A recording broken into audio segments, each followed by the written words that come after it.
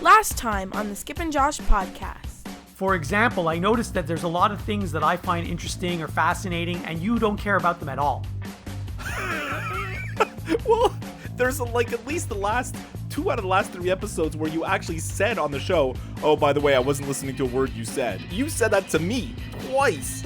No, but there's a difference. I wasn't listening because I was searching for information, but it doesn't mean I don't care about what you're saying. It just means I didn't hear what you were saying. There's a difference. Okay. You're listening to the Skip and Josh podcast with Skip Sherman and Josh Obadia. I'm Josh in Toronto. And I'm Skip in Montreal.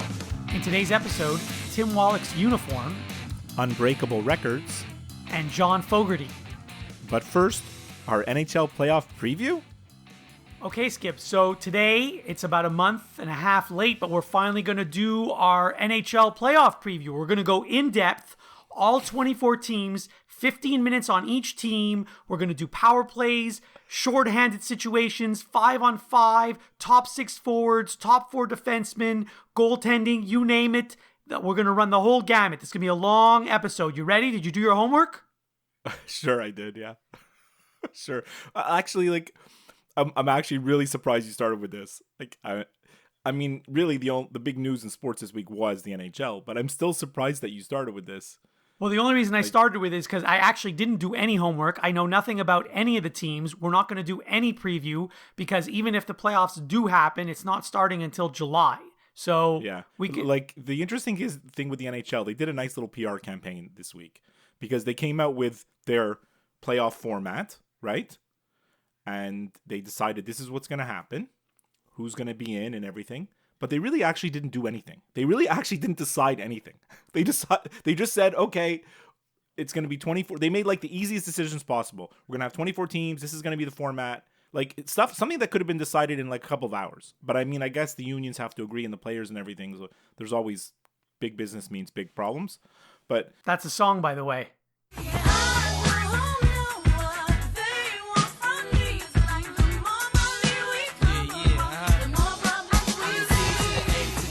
And then it was blitzed on TV. It was in our face. NHL. I had the guys on Instagram that I follow or on Twitter that are Habs accounts. They're like, oh, can we beat the Penguins and all this stuff? It's like, what are you talking about? Because the smallest little word that got really no press this week in the NHL story is if they return to play, if the playoffs happen. So they really didn't decide on. They really just decided on the format. But they actually have no plan. But the NHL was brilliant because they got in front of all the other leagues. They were the first team out, the first league out there saying this is what we're doing. So they made themselves really look like this progressive league. But really, they actually haven't done anything. You're absolutely right. So now let's get to what's actually important to us. Oh, okay. Oh, and one more thing. They released a list of 10 cities where this could be the hub cities, I saw that, yes. So that's another thing that they actually really didn't do. They just wrote down a list of 10 cities. So yeah. Well, no, they've actually had conversations with each of the public officials in those cities to say, first of all, hey, can we do this? B, would you allow it? Sort of, are you interested in having all these people in one location? Can you even accommodate all these people? So they have had conversations with those cities. So it's not like they just made a list randomly. I guess. But I mean, then, I don't know if do you see the interview with Bill Daly? And they asked him what happens if one player tests positive? I didn't see that, no. They asked him if one player tests positive, is the whole thing shut down? And he was like, no, not really. We don't know. I'm like, okay. So is it 5 people that test positive? 10? What's your number? They actually don't have a plan. That's what was so shocking about this whole week. They really don't have any plan in place other than 5 plays 12 and top 4 have buys. It's really kind of weird and silly at the same time. By the way, you mentioned 5 versus 12. That's the classic upset in March Madness. So I wonder if it's going to happen in hockey now.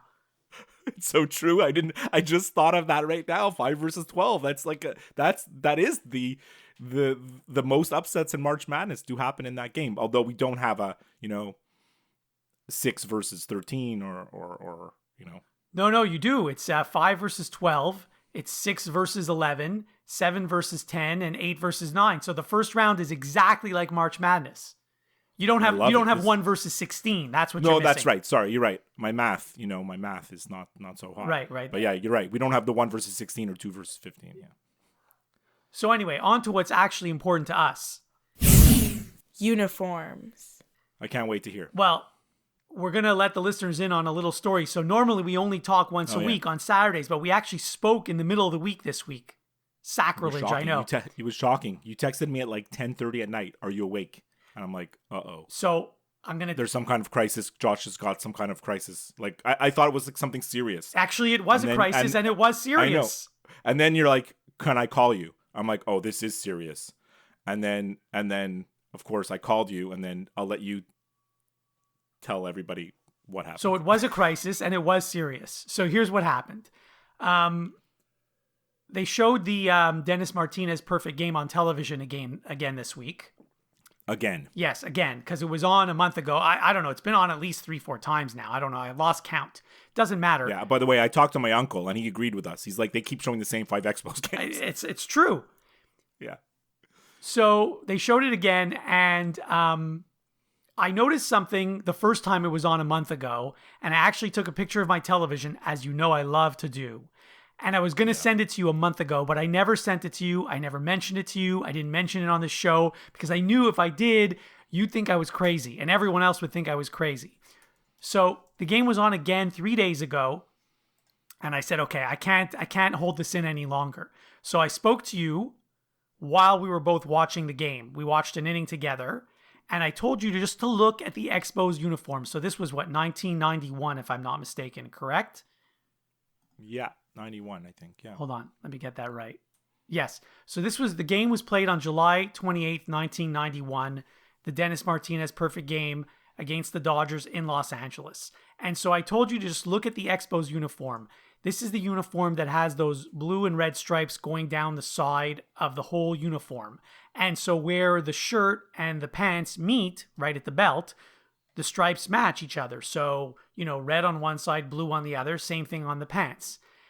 And then, after you saw that on television, I sent you a picture, the picture I took of my television, a picture of Tim Wallach, where it clearly shows that his pants and his shirt do not match. So on one of them, it's red-blue. On the other one, it's blue-red. I know this is completely nuts, and I'm going to waste a lot of time talking about this. But I said to you, how is it possible that he has a different uniform from the rest of the team? And we couldn't figure it out. You even Googled some pictures and you found some old photos online where, in fact, Tim Wallach is wearing the wrong uniform or a different uniform. Mm-hmm. So I didn't know what to do. I mean, really, we didn't need to do anything. I just wondered, did anyone else notice this? Am I the only one? How long did this last? Was it just for one game? Was it for the entire season? Who knows? So the next day, I sent an email to this website called Uni-Watch. Uni is short for uniform. And I sent it to, the guy who runs the site. His name is Paul Lucas. It's quite an amazing website. It's the obsessive study of athletic aesthetics. It is quite amazing. The day that you and I talked, I went on their website to see what they were talking about. And sure enough, there was a story about the Phoenix or the Arizona Coyotes. I don't know if it's Phoenix Coyotes, Arizona Coyotes. Their jersey, there was one game where they wore throwback jerseys and half the team was wearing a slightly different jersey. No one would have noticed this unless you look. Like, even when he mentioned it and showed the photos, I had a hard time finding the difference. Actually, when he showed the photos, I couldn't spot. It was like, where's Waldo? I didn't know what he was talking about. Exactly. So, I mean, I said to you even, I said, if this guy can't figure out what's going on with Tim Wallach's pants, then no one can. So I sent him an email. I put in a bunch of photos, the photo I took of my television, the photos you found online. And I sent him the email basically explaining this whole story. And he wrote back to us the same day. And he said, good spot on the Wallach pants striping. I did a bit more digging. Looks like it was just one of those little glitches that nobody noticed initially. And then someone did notice and gave him a new pair of pants. He definitely had the proper striping for most of that season. And then he wrote about it the next day on Uni-Watch. And you'll put a link, I'm sure, to the story in our notes, in our show notes. Yes, I will put a link to the uniwatch.com the story. Although his website is in such a way that you will have to scroll down. Like, it's not like a blog style. But actually, I did discover that older stories, like yesterday's stories or stories from 2 days ago or 3 days ago, there is a way to find them quicker, and I'll send you that link later. Okay, good. So anyway, really, I have nothing more to say about this other than it was driving me absolutely nuts, and I sort of finally got to the bottom of it. But he was so like ho-hum in his answer, and he was like, "Oh yeah," because you wrote back and you're like, "How does this happen?" And like, how does it happen that like a guy wears the wrong pair of pants for half the season? And basically he was like, "Yeah, it happens." He said actually, it happens more than you think. Yeah, like, he said. and this guy, he said someone this at guy the would know, factory. right? Yeah, someone at the factory sewed on the stripes backwards, and Wallach either didn't notice or didn't care. Little things like this happen more often than you might think. Yeah, it's pretty wild, right? Like, imagine, like, I would have loved to be, like, in the Expos clubhouse that day where someone's like, "Hey, by the way, you got the wrong pants on." And then Wallach is like, "What?" And then when they figure it out. Imagine, like, that day when they figured it out. It was probably super weird. And I mean, Dennis Martinez threw a perfect game that day. So does that mean those pants should be in the Hall of Fame now? I don't know. Yeah, but it's funny because of all the Expos games and seasons, like, that game has been replayed, like, more than any, right? That's right. And the only reason... And he's got the wrong pants every time. The only reason I noticed it was because late in the game, he runs to the dugout to catch a foul ball. And by the way, it's in the time where they didn't have those railings in front of the dugout. So I think he actually fell into the dugout while trying to catch the ball. And so then they showed a close-up of him walking back to his position. And that's when I noticed it. Otherwise, I never would have noticed it. It's pretty funny because actually on TV, it's very difficult to notice because the pants, the blue and the red, it's like... you really can't spot it very easily with like your human eye, like just by watching TV. Like you just can't. You have to see a specific shot or a real close up or a freeze frame. Right. But when players are moving around, you can't see it. No. All right. Well, that's uniforms. So we wasted 10 minutes on that. Well, I mean, we wasted a lot more than 10 minutes on that the other night. Right. But it was fun though. It's fun to get to the bottom of these things. Actually, it is fun to get to the bottom of these things. You're absolutely right. There's no one I'd like to discuss the minutia of random stupidities than you. That's for sure. Okay, so by the way, one small note, nothing to do with that game, but you know how we've discussed how they keep showing the same 5 or 6 Expos games over and over and over again. Yeah. So I have some good news for you. Actually, I'm not sure if it's good news. It's news. Because you might not care. God knows we could use some good news, Josh. So this Monday night, 7:30 p.m. on RDS, you can watch Expos Phillies Game 5 from October 11th, 1981. Really? Now, I know the outcome of the game, but I remember nothing about it. I don't even know if I watched the game back then, but I'm going to watch it on Monday. Really? I don't think I've ever watched that game fully other than when I was 11 years old. Other than that, I mean, I've seen the highlights. I know what happens, right? It's Carlton versus Rogers. Yes. Rogers actually outduels him, and actually Rogers actually has the game-winning hit himself. Correct. On single. Right? Correct. Yes, Yeah. I've seen that hit, but that's all. Yeah. That's all I know about the game. But this is the famous game where at the end of the game, Warren Cromartie grabs a Canadian flag from a fan sitting close to the field in Philadelphia.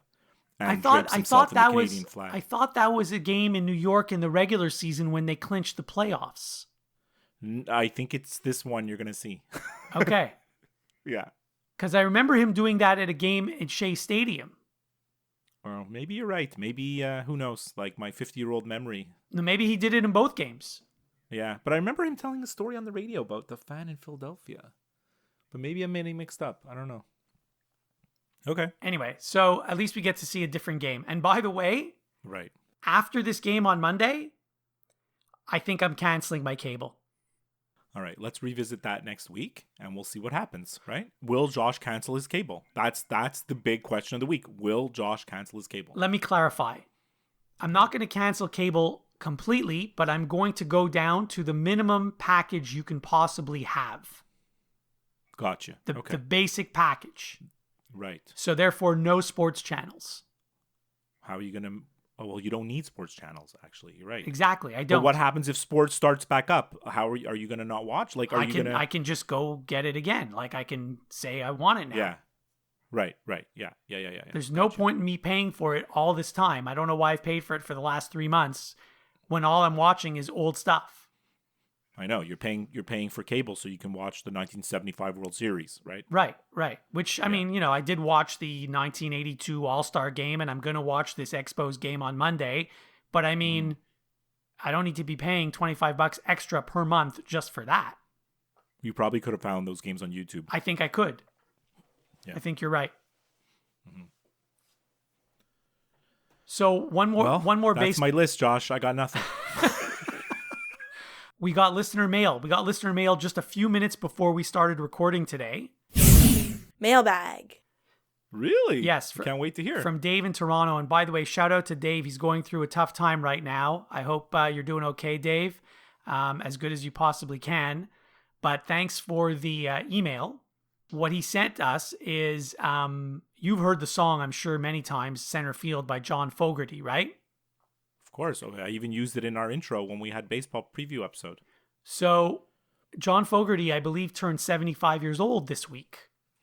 Wow. And so what he did for his birthday, he went to Dodger Stadium with his kids. I think he has 3 kids. Mm-hmm. And the stadium was empty. And you can see this on YouTube. I'll send you the link. And they played the song Center Field while standing in center field at Dodger Stadium. That's awesome. Major League Baseball. That's one of the nice baseball stories, not like the baseball stories we're hearing these days. Well, the only stories we're hearing is about how the players don't want to take less money. Exactly. So we won't even talk about that because we want to have a positive show today.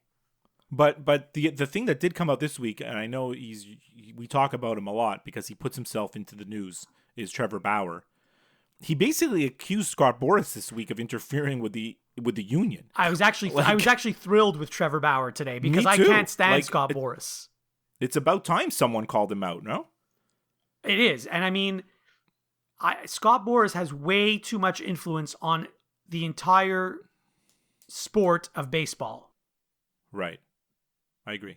If I was a general manager of a team, I would do everything in my power to not have any players who are represented by this guy. I'm not sure if it's possible because he represents so many players, but I would do everything possible to not talk to or be involved with any players that this guy represents because he is like below scum of the earth.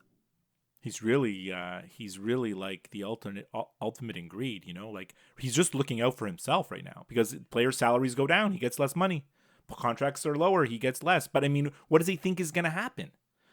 The league is going to lose $1 billion this year. What does he think is going to happen? Salaries are going to stay the same? He's going to come out next year when everything's back to normal and that all the owners will have lost millions and millions and billions of dollars. And they're not going to want to pay Mookie Betts $300 million. They're just not going to want to do that. And he's going to sit out Mookie Betts and say, no, we're getting our money. Mookie Betts is getting his contract. He's going to get the same contract as Mike Trout. Mike Trout and Bryce Harper are laughing all the way to the bank because they signed the last big contracts that they're never going to happen again. They're never going to happen again.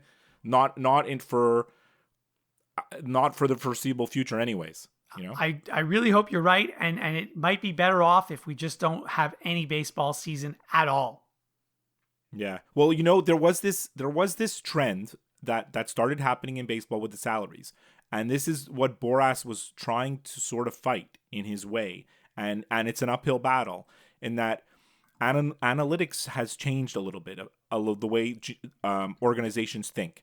So many organizations went away from the trend of paying players for what they have done in the past and looking at what players will probably do for you in the future. So meaning younger players are getting more money and older players who are getting less money than they used to do. And Boras is like, he doesn't know what to do about that. And let me tell you, when all this COVID business is over and sports gets back to normal, God willing, one day, hopefully it's going to be next year. The salary structure in sports and specifically baseball is just going to change. It's going to be a complete shakeup of what we're used to seeing players getting paid.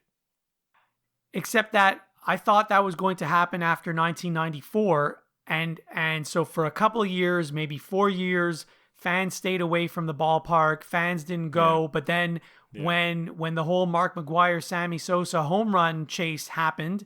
everyone went back to the ballparks, and then eventually baseball was back to where they were because people have short memories. They do, but the thing is what I'm talking about is, like, for example, right now, according to the union rules, like, you don't become a free agent until X. I don't know what the age is. What, 28? I think it's 28. Right? Okay, so you don't become a free agent until then.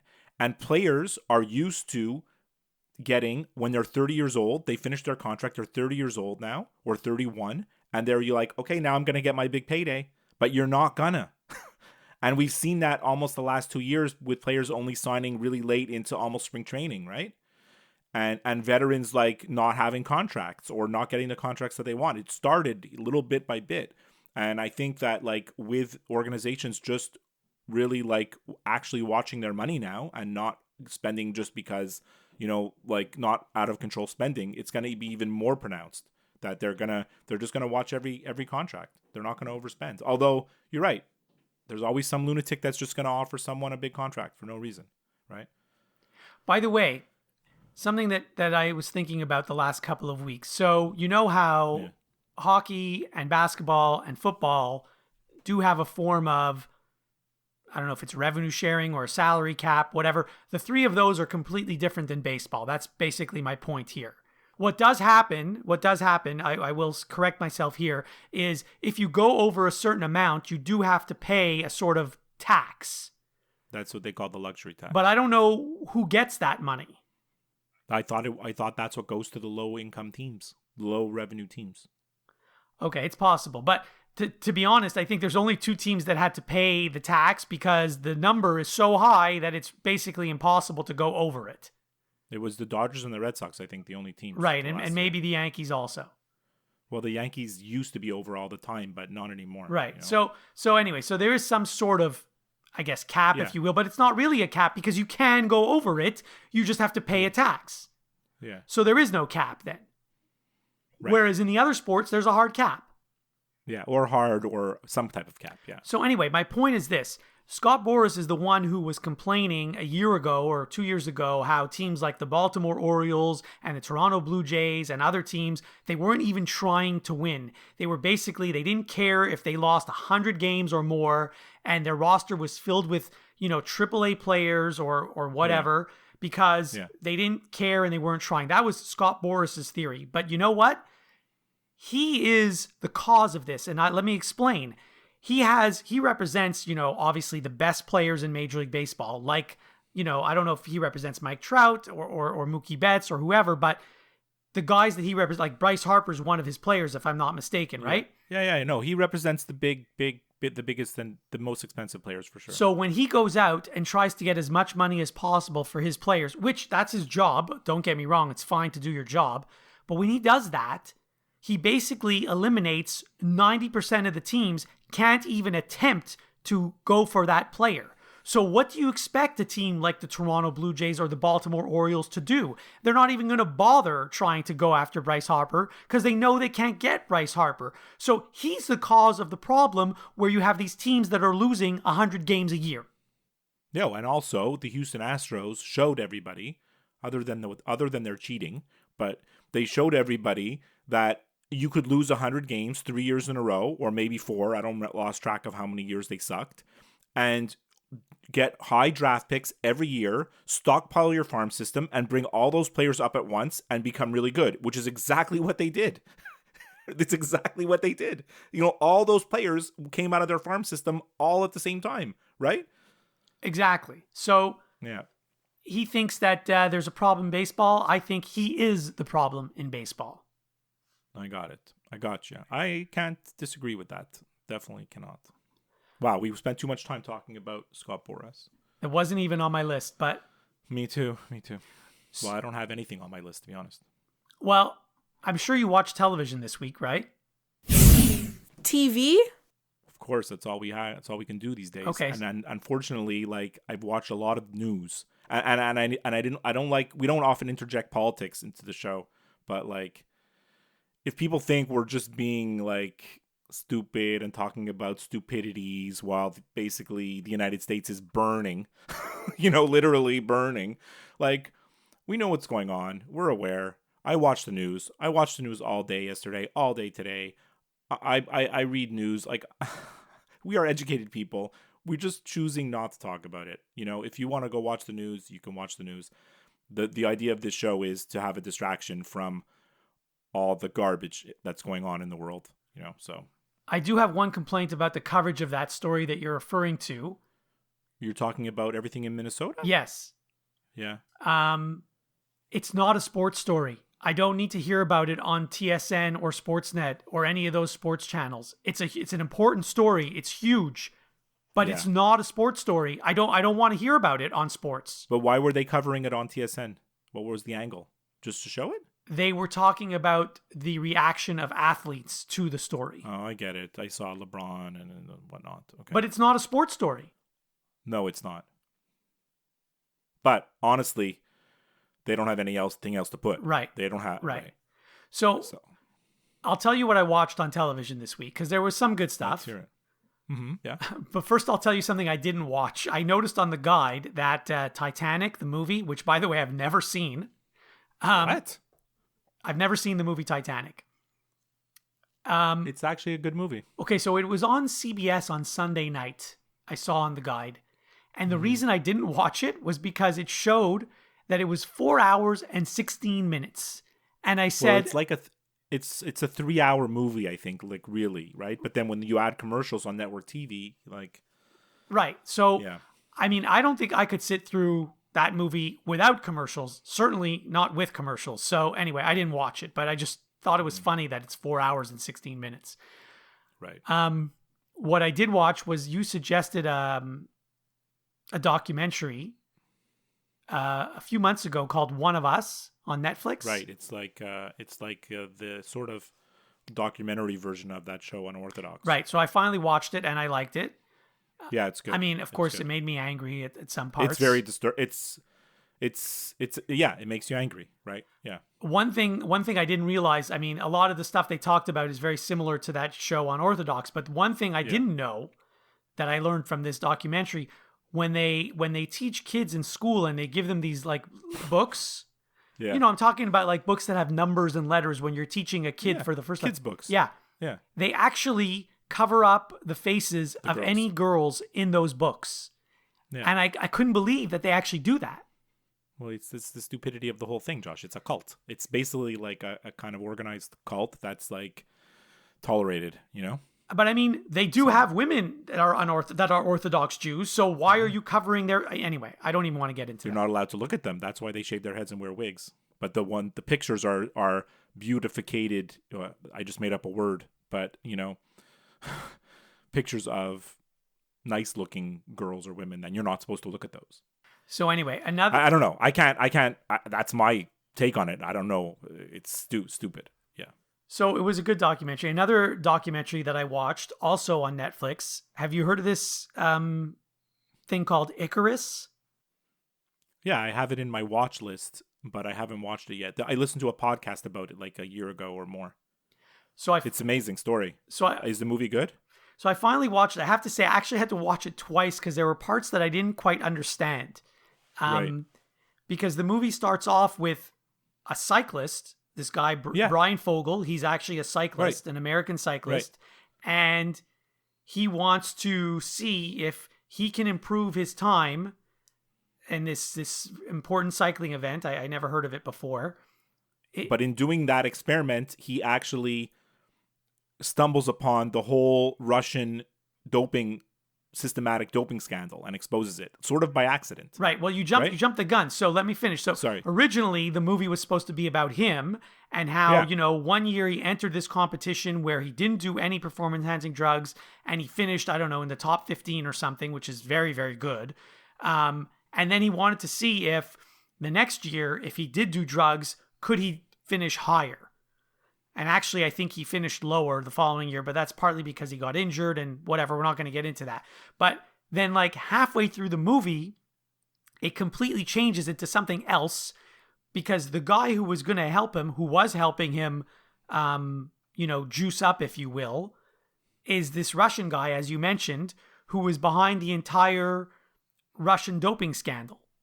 Right. So the podcast is amazing because he actually goes into detail saying, I was planning to do this, and then I found out about this. And the next thing you know, Russia's banned from the Olympics, basically, right? But then they were allowed to compete in the end. Well, the athletes, yeah. It's actually, the podcast version is amazing. So the movie I saw the movie and I kind of bookmarked it, but I just haven't gotten around to watching it.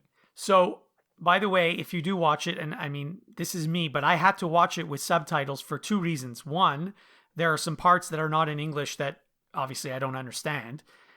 But two, even the parts that are in English, the way it's recorded, the sound is not great. And also, one of the main characters, the Russian guy, like English isn't his first language, so sometimes it's hard to understand. I'm gonna try to watch without subtitles. I want to test your theory because you've expressed to me that you're an old man now and you need to watch shows with subtitles because you can't hear and understand. I'm telling you, this is why I had to watch it twice because of the subtitles. So That's great. So anyway, so then I did a little bit of research on Icarus and this guy Brian Fogel, and then I discover Brian Fogel, he's actually like a director. Yes, he's a cyclist, but he's also a director, which I didn't quite understand how one person can do two things that have completely nothing to do with each other. I guess you can. So he directed a movie that I've never heard about, and I want to know if you've heard of it. It's called Zootopia. Never heard of it, no. So I watched the trailer for this movie, and it actually looks funny. Can you watch it on Netflix, the movie? I don't know. I didn't search for it. I just found out this week, so... I'll look for it. But like segueing to cycling, have you watched or listened or read about any of the Lance Armstrong stuff? I tried to watch the Lance Armstrong 30 for 30. There was part 1 was on the other day. Yeah. And it's really long. Yeah. And about half an hour into it, I'm like, I'm not really interested in this, and I stopped watching. Me neither. Yeah, I'm not interested at all in it, actually. I can't stand the guy, and if I happen to walk by him, I would say something to him that I can't repeat on this show. Right. So, whatever.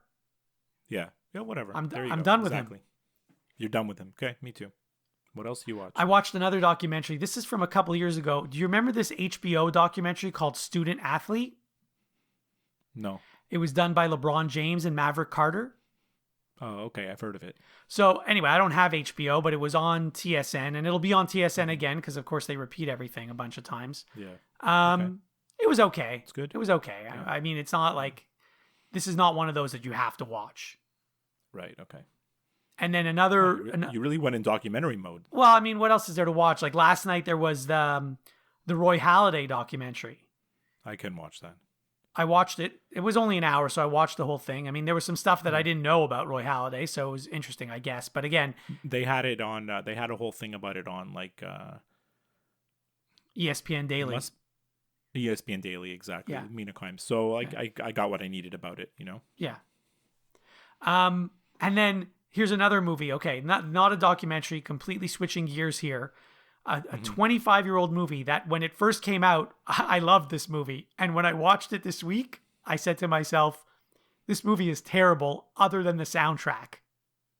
Is it... Clueless. I don't know why Dion's going out with a high school boy. They're like dogs. You have to clean them and feed them, and they're just like these nervous creatures that jump and slobber all over you. Ew! Get off of me! Ugh, as if. Oh, Clueless. Oh, it was on, yeah. But you think it's a bad movie? I don't think it's a bad movie. I there were some parts that like I couldn't believe that I actually liked this movie 25 years ago. Because I've read articles about it because of its 25th anniversary and all this, and like there's some critics that hold it up as sort of like the movie of a generation, like in a weird way. Like it represented like teens of that era. I guess we were a little bit older, but like when it came out. Yeah. But like teens of that era are like, they look to it as like, that's their movie, type of thing. Like there's like certain movies that hit every generation. So like Fast Times at Ridgemount High. Reality Bites. Reality Bites, Clueless. Hold on. The other one I was thinking of for this generation is like, Mean Girls. Yes, like that was on TV recently also. Yeah. So anyways, I like Clueless. I find it entertaining, but yeah, it's like, it's total 90s, right? It's hard to imagine like that's what life was like. No, listen, I'm not saying it's a bad movie. I liked the movie 25 years ago, and I watched it again this week, so it's fine to watch. But I mean, and the soundtrack is very good, so I would watch it again, or I do own the soundtrack, so I could listen to it. But I mean, I remember going to see it in the movie theater. I don't. I mean, I saw it, but I don't remember. I think I was at the Côte des Neiges cinemas. Okay. So I watched this week. Yeah. Not as much as you. We watched this show called Bosch. Okay. I don't know if you ever heard of it. It's an Amazon Prime show. Mm-hmm. This was season 6 of Bosch. So luckily for us, we've actually watched the previous 5 seasons when they've been on. Like we didn't binge 6 seasons. So we're like, oh, Bosch season 6 is out. Let's watch that. But how did you watch them when they were on if you've had Amazon Prime this whole time? Well, there's never mind. gray area to Okay. get shows when you don't subscribe. Okay. Let's just leave it at that. So yeah, I've been able to sort of, obtain them via different means. So yeah, so I downloaded all of Bosch season 6, and it was not the strongest Bosch season, but I really still like the show a lot. I like the characters. You get to know them now after 5 seasons, and it's still quite entertaining. I'm happy I watched it. And also the other thing that I'm watching, there's very few shows now that I'm watching week to week, because some of the shows that we watched are actually finished. So Top Chef is still on, and it's 1 or 2 more episodes left, and it's actually been a really strong season of Top Chef. So we really do enjoy. I'm assuming watching those shows were recorded before this whole pandemic. They were, because Top Chef, the finale, they're going to Italy. So I'm like, oh brother, this is weird. Yeah, it's all recorded before, because it's they're doing business as usual, and it's normal life. They're in crowds. They go to the LA Coliseum, and it's normal life. So I did listen to a new podcast this week. What? You remember you told me about Reply All? And so I listened to an Yes. episode of Reply All, the one you recommended about the girl whose Instagram account was hacked. Yeah, the Sorry. Snapchat thief, not Instagram. Yeah. To me, there's no difference between those things, of course. Well, as you know, I'm not on Snapface and all that, so I don't really get those. But I'm really just worried about getting our team ready to go. I'm really too worried about what they put on Instant Chat or whatever it is. So anyway, listening to that episode of Reply All, they recommended that people, if they have any concerns about security online, that they should listen to a podcast called Privacy, Security, and Open Source Intelligence. So I listened to an episode of that actually today.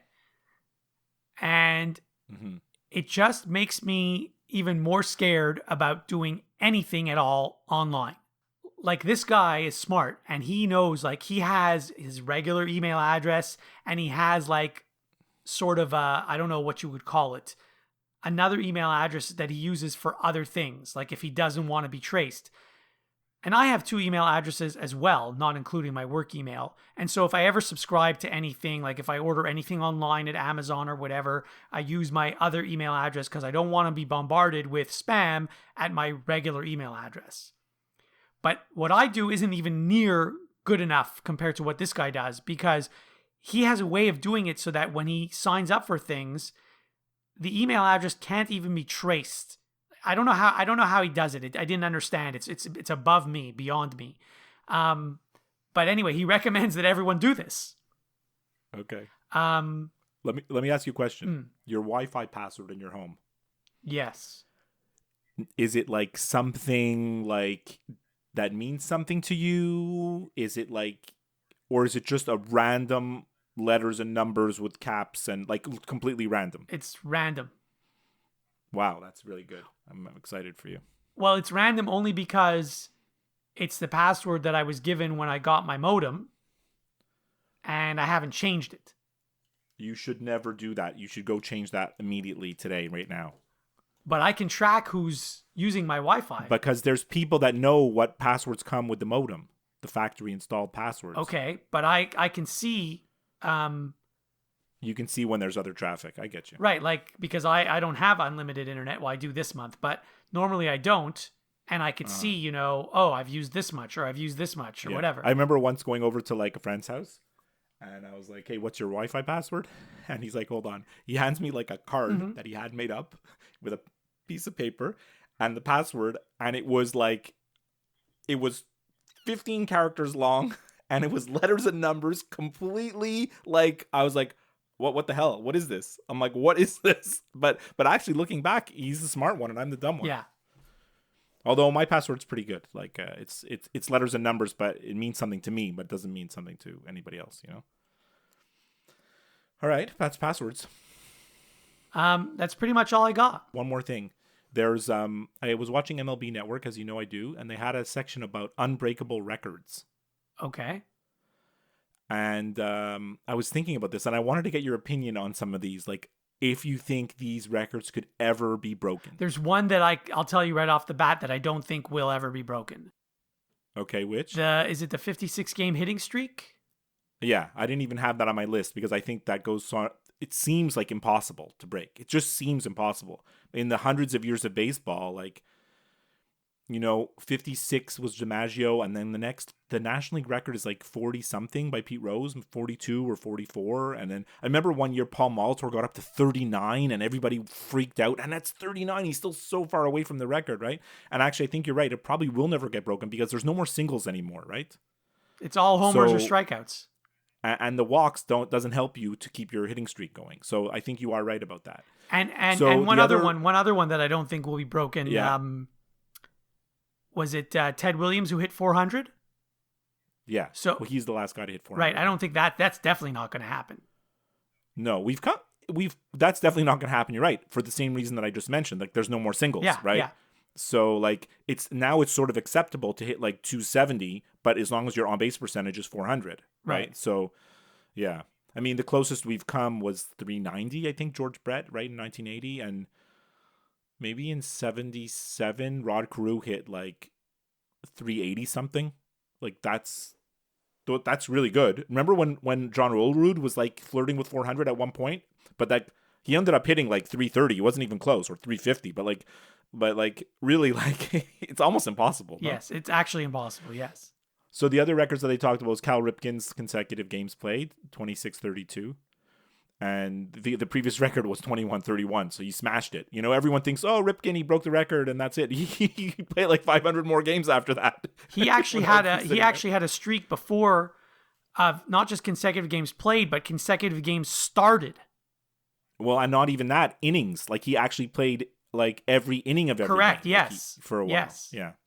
So that one, I just think it's impossible to break. Like, there's no way. I agree with you. And the way injuries are treated now, and players are so careful, it's like there's just no way. The other one is Pete Rose's all-time hit mark, 4,256. It's like you take for granted that like 4,256. When a guy gets 3,000 hits, like look at Derek Jeter, great player, right?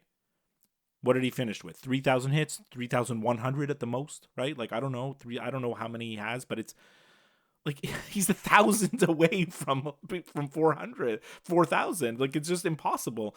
And when you think about 4,256 hits, it means Pete Rose had to get hit like 200 hits every year for like 20 years.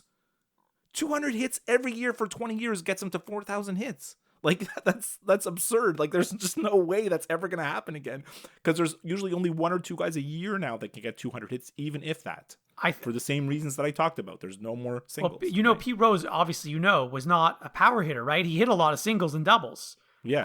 And even at the end of his career, it was mostly just singles. And then the other unbreakable record, which I really think is never going to be broken, like more than any of the others, is Cy Young's 511 wins. Like, it's just never going to happen because there's 5-man rotations now. The pitch counts. Like, it's just never, like, think about who are the greatest pitchers of like our lifetime, right? And I wrote them down for you so you didn't have to think about it. But like Greg Maddux, 355 wins. Roger Clemens, 354. Roger Clemens is probably the greatest right-hander, steroids aside, in history. 354 wins. And Steve Carlton, 329 wins. They are miles away from 511, right? What about guys like Oral Hershiser and Clayton Kershaw and... I don't have their numbers in front of me, but like Oral Hershiser's definitely behind Maddux, Clemens, and Carlton because I would have wrote him. And Kershaw He's an active pitcher. Do you know who is the leader of active pitchers in wins? I don't. I would have guessed Clayton Kershaw if you asked me. It's Justin Verlander. Oh, I should have known. 225. Josh. Yeah, so he's not going to get to 500. No chance. And he's not even going to get to 300. Well, the reason is because now pitchers come out of the game in the 5th inning all the time. They don't even stay in the game. So how can they get the win? So when I was watching this show on MLB Network, I was just like, man, like look at how the game has changed. You know, it's pretty amazing to think about it. That at least we'll have these records to stand forever. So we'll always remember that. That's a great way to remember history, right? Because look at these records; they're never going to be broken. I mean, so two things. Like I said, pitchers get taken out of the game a lot earlier than they used to, number one. Yeah. Number two, you have such huge pitching staffs. You used to have only 10 guys.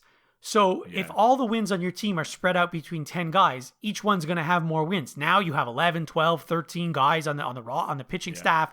Yeah. That doesn't include when you call up guys and send guys down. So all the wins are spread out now between all those guys. That's why you're never going to have... And also now starters don't go past the 7th very often. Whereas like back in the old days, pitchers used to go 9 innings. You used to pitch until forever. Like the relievers weren't even used. The starting pitcher was assumed like I'm talking about like in the 1920s now, you know, like in the old times, like pitchers just used to stay in the game forever. There was no bullpen. So you got the win or the loss, you know, like, yeah.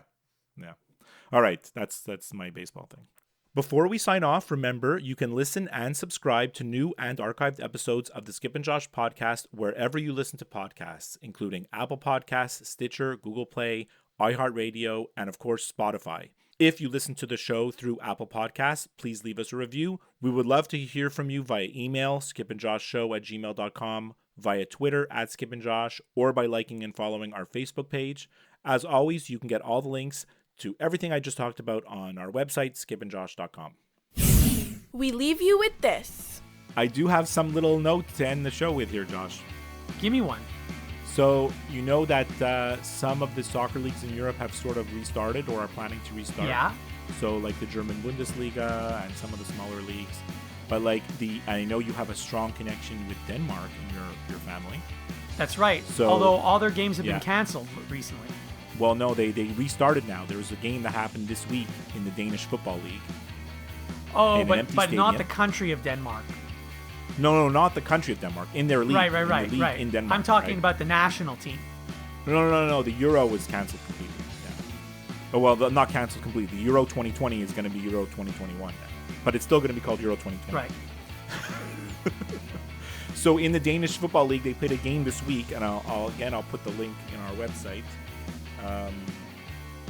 They played to an empty stadium, but they installed giant screens in the stands, and they had fans on Zoom watching the game. So you could see them on the screens in their jerseys cheering. That's cool. Like really, yeah. It was actually like really weird to look at.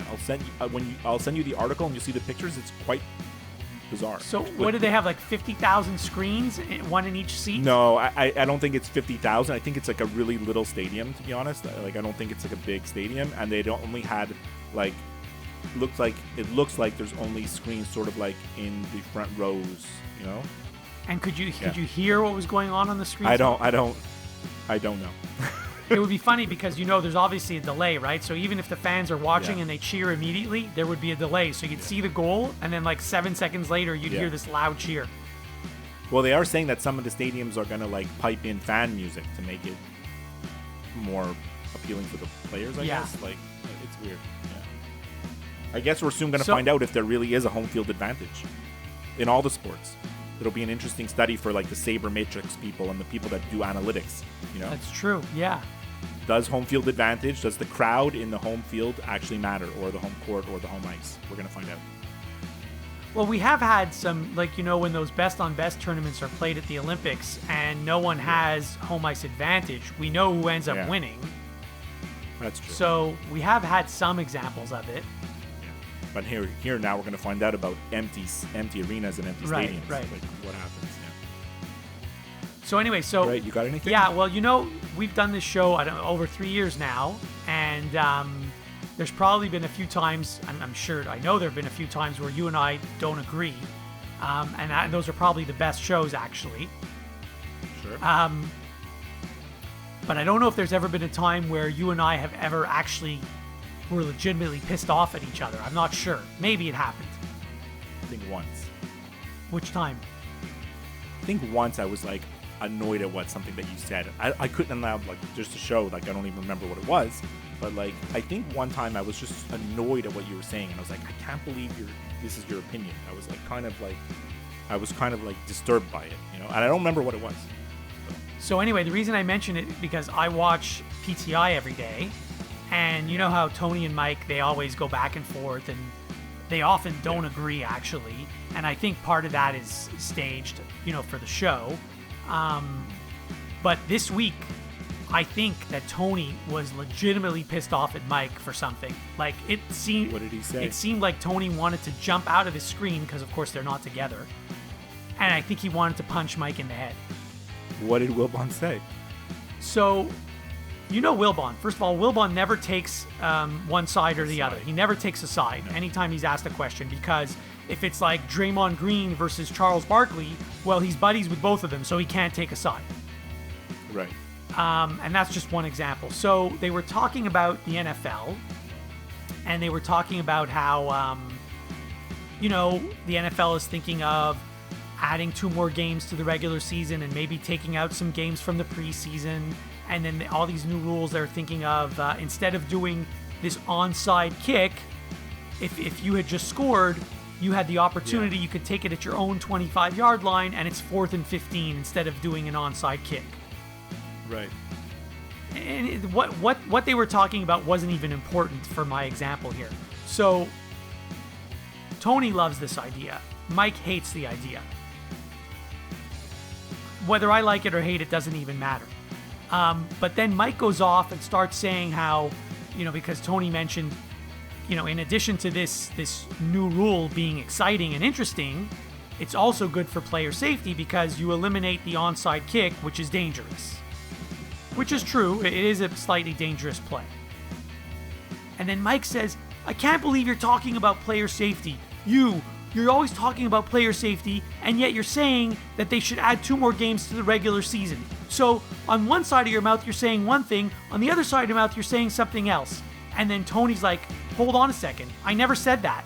I said if you add 2 games to the regular season, you should remove 2 from the preseason. And I also said that even though you're adding 2 games, each player is only allowed to play 16, so it adds to the strategy. So don't put words in my mouth. Anyway, it just looked like Tony was legitimately pissed at Mike. And he was right, because Mike was putting words in his mouth.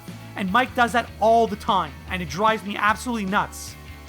Have you ever heard the interview, and I'm sure I talked to you about this, there's an interview I heard with Rachel Nichols, and she worked at the Washington Post when she was obviously much younger than Wilbon and Tony. She was like an intern, you know, and she said she used to sit in the newsroom and Tony and Wilbon's desks were like near each other, and the whole day, every day, is arguments between the two of them, and here's little Rachel Nichols, the intern, sitting right in between them.